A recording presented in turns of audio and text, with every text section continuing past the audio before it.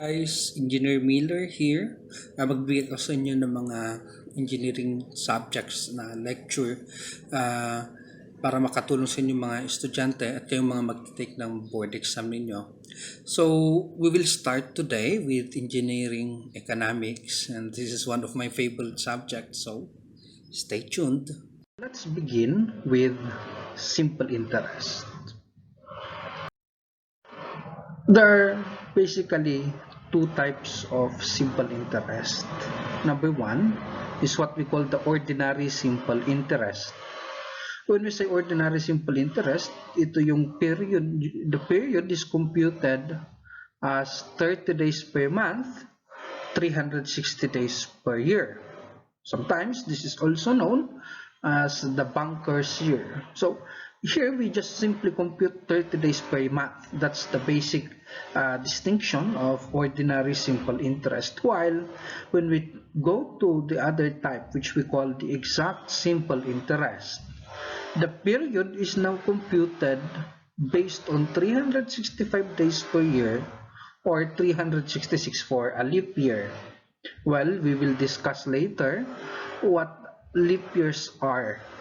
So 365 days per year, that is for exact simple interest. For ordinary, just 30 days per month, meaning 360 days per year. So those are the two basic types of simple interest, and we must be able to know them kapag nagsosolve tayo ng problem. So dapat ma-distinguish natin kung aling problem yon. No? So in dealing with simple interest, gumagamit tayo ng mga formulas na to. Una, yung formula natin for interest. Interest is simply P times I times N.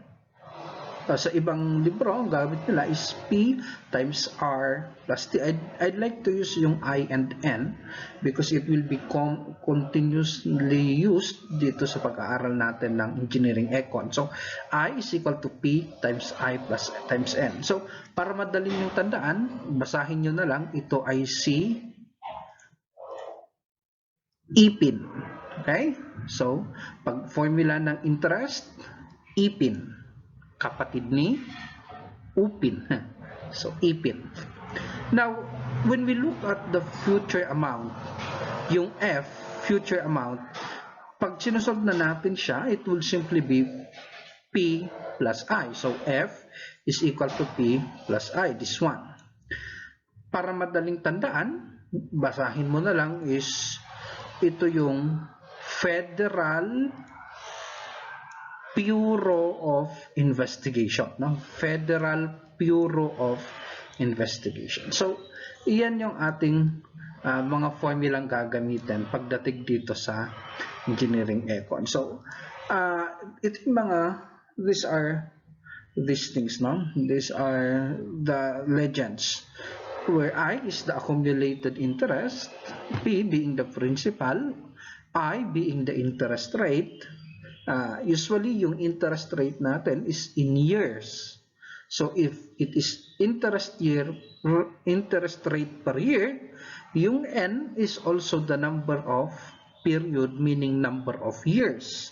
Kung ano yung rate natin, yun din ang ating period. For example, interest rate per month, so yung N natin will be the number of month. Commonly, pag walang nakalagay, automatic ito ay per year. So, yung N would automatically become the number of years. Of course, F is the future amount. Now, let's now apply it in a problem. Problem number 1. What is the future amount of a 2,000 peso deposited at 8% interest rate for 1 year, 4 months, and 22 days. So, unang tinitignan natin is ano ba ang mga given? Obviously, itong given na to, this will be our P or present amount or principal. Yung 8% interest na yan, that will serve as our I. And of course, itong 1 year, 4 months, and 22 days, well, that will serve as our N. Okay? Now we are asked to compute for our future amounts. Okay, so iyan yung hinahanap natin. Okay? Ito natin doon is yung given na P is 2,000. Okay? Yung interest I is binigay na 8%. And then, yung N natin is binigay bilang 1 year. That's it. 4 months. And then, 22 days. Now, ang key dito is ano ba yung sinabi dun sa I? Ang walang binanggit dun sa I kung ito bang interest natin na 8% ay per year or per month. Now, or per semi-annually or per quarterly. Pag walang binanggit sa problem, tandaan nyo to, automatic per year yon. Pag walang binanggit, automatic per year. Okay? So, that will be automatically per year. Now, kung per year yung ating interest, dapat si N is ilagay natin in terms of the number of year. Kung per month, gawin natin itong number of months. So, since per year, gawin natin to convert natin to years. So, obviously, ang 1 year ay 1 year. Ang 4 months, gawin natin year. So, sa isang taon, 12 months, I think this is 25 or 0.25 years ang katumbas niyan. And yung 22 days, i-convert natin sa isang year. Basically, ito ay 22 divided by 360. Tandaan ninyo, simple interest, ordinary 360. And this is 0.06. We can also say 61. Okay na yung 0.06. Okay, so, ilan yung number of years natin? Total number of year. This will be 1.31 years. So, yan yung ating N. Now, let's compute for the interest. Yung interest, sabi natin, is P, I, and then N. So, pag-multiply lang natin, ang P natin is 2,000. Yung I natin is 8% or 0.08 or 8%. And then, number of years is 1.31. So, what will be the answer for our interest? Ating interest will be 0.06 times 2,000 times 0.08. Okay? So, ang kikitain niya is, so, compute natin, ang kikitain natin ay 209.6. Okay, so, since we are asked to compute for the future amount, ano daw yung future amount? Remember, yung formula natin ng future amount is Federal Bureau of Investigation. Okay, so simply, ang principal natin is 2,000 at yung ating interest ay 209.6. So, ang future amount, yung mawi-withdraw natin by that time is 2,209.6 pesos. Okay, so this is now the final answer. Okay? Very, very simple. So, pagpapatuloy natin ng ating lesson, kailangan din nating maintindihan kung ano yung mga leap year. Kasi magiging importante sila dun sa susunod na problem natin, especially considering yung exact simple interest. Now, ang leap year ay nagaganap dahil sa pag-ikot ng mundo sa araw. Ang exact number of days ng pag-ikot, yung one exact rotation or revolution ng araw ng Earth sa Sun is 365.25 days. So 365 days, 0.25 days per year. Yun yung eksaktong bilang. Ngayon, dahil dun sa 0.25 days na sobra, kailangan nating magkaroon ng adjustment sa ating kalendaryo para hindi nahuhuli yung ating kalendaryo. That's why they introduced leap years. Kaya lang, Ang leap year na to ay nagaganap every 4 years. So, every leap year nagkakaroon tayo ng February 29, as you all know. Kanya lang, nagkakaroon din ng delay na 11 minutes every tropical year. So, dahil merong delay na 11 minutes, nagkaroon ng dagdag na mga rules sa pag-determine ng leap year. Until finally, dinevelop, finalize ni Pope Gregory yung ating exact definition ng leap year, at ito na ngayon yung present computation or definition natin ng leap years. Every year that is exactly divisible by 4 is a leap year, except for years that are exactly divisible by 100, but these centurial years are leap years if they are exactly divisible by 400. So, basic rule, pag divisible ng 4, leap year. Kanya lang, pag divisible siya ng 100, hindi siya leap year. Subalit may karagdagan pa, leap year siya pag divisible siya ng 400. Okay? So, para ma-testing natin, para ma-apply natin, nagbigay ako dito ng mga years. Okay? Let's start with 2020. Leap year ba o hindi? Okay, obviously, divisible siya ng 4. Hindi siya divisible ng 100, so automatic leap year. 1992, leap year o hindi? Divisible ng 4 at hindi siya divisible ng 100, leap year. 2015, leap year o hindi? Hindi siya divisible ng 4, so hindi siya leap year. 1900, leap year o hindi? Bigyan ko kayo ng time. Divisible siya ng 4. Yes. Pero divisible din siya ng 100. At hindi siya divisible ng 400. So, automatic, dahil divisible siya ng 100 at hindi divisible ng 400, hindi siya leap year. Okay, tandaan nyo. Si year 2000, ito, tandaan na. Divisible siya ng 4. Yes.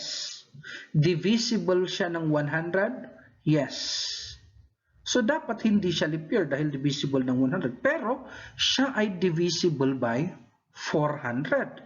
So, dahil divisible siya ng 400, si year 2000 ay isang leap year. Again, that is because of that 11 minutes na delay. Kaya may ganyang qualification. Again, si 1600, divisible ng 4, yes. Divisible ng 100, yes. Pero divisible din ng 400. So, ito ay leap year. Year 2000, 2100. Divisible ng 4, yes. Divisible ng 100, yes. Divisible ng 400, no. Dahil hindi siya divisible ng 100 ng 400, ito ay hindi leap year. Year 2010, divisible ng 4, hindi. So, dahil hindi siya divisible ng 4, hindi siya leap year. So, that's how we determine kung leap year or hindi. Okay? So, take some time to ulit-ulitin yung video para makuha ninyo. Okay? Kapag leap year, February ends at 29 for leap year. Of course, 28 pag hindi leap year.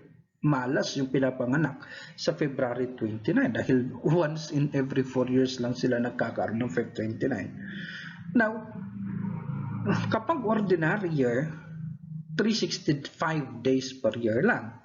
Kanya lang pag nagkaroon ng leap year, nagiging 366 days per year kapag ito ay naging leap year. So that's how we determine kung leap year siya.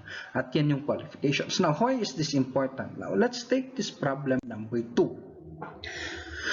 2,000 pesos was deposited at 8% interest rate on February 2, 2010 and was withdrawn on September 23, 2012.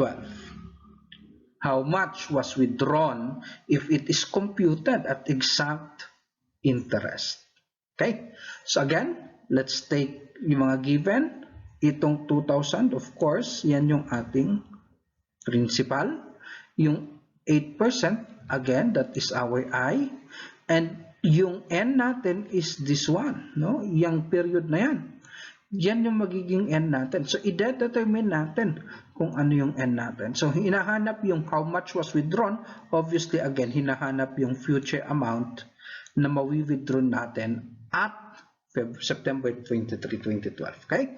So, let's try this. So, yung given again, katulad nung kanina, yung P natin is also 2,000.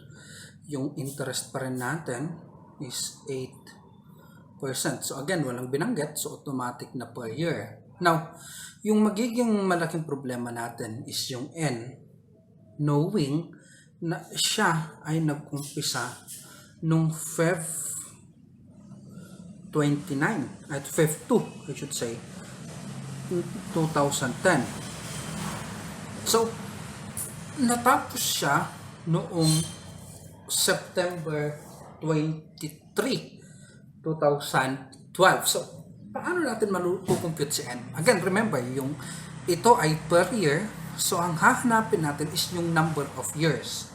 Now, obviously, 2010 hindi to leap year. So, sa pagsosolve natin ng number of years, ginagawa natin dito per year, no?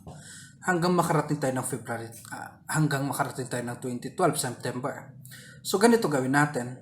From Feb 2 to 2010 to December 31, 2010. Okay. Ilang araw meron doon? From Feb 2 to December 31, 2010. Ito yung dulo ng taon, no? So, alam natin na sa January, 31 days plus 2. So, 31 plus 2, 33 days. 365 minus 33, ilan yon? Okay, so, 332 over 365. Okay? So, or this will be, ano ang katumbas nito? Okay, 365.91 years. Okay? So, isunod natin si January 1, 2011 hanggang December 31, 2011. So, obviously, ito ay isang full year, January to December. So, since full year yan, ito ay 1 year or 1.0. Ngayon, from January naman ulit, 1, 2012. Matatapos tayo hanggang September 23. So, to September 23, 2012. So, kailangan bilangin natin kung ilang araw meron dito. So, tandaan natin, sa January merong 31, sa February, leap year ba si 2012? Yes, this is a leap year. So, dahil leap year si 2012, meron tayong February na 29, March 31, May 30, June, parang mali April. Sorry. So, meron pa dapat dito. April is, April 30, May 31, June 30, July, ano ang July? 31. August, 31 din. September, 23. So, ilang days meron tayo sa January 1 to September 23. Okay? So, kumpitin natin.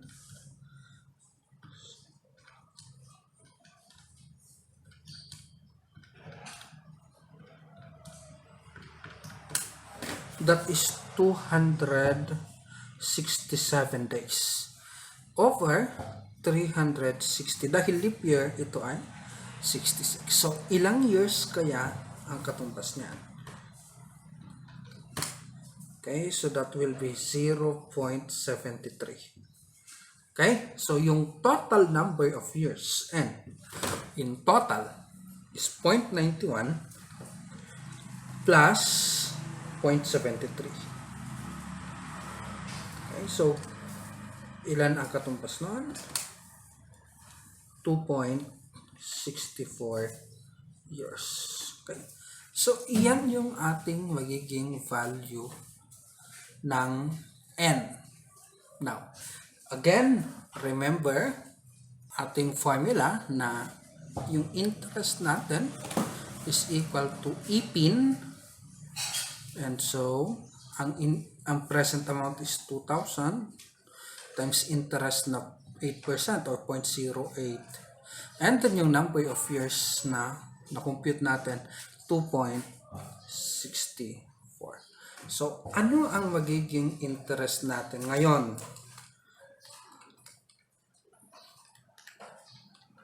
Ito ay magiging 422.4. Okay, yan yung kinita natin, yung maidadagdag sa pera natin. So, since that's our interest, ang mawi-withdraw natin at February 23 at September 23 will be future amount is P plus I, or Federal Bureau of Investigation.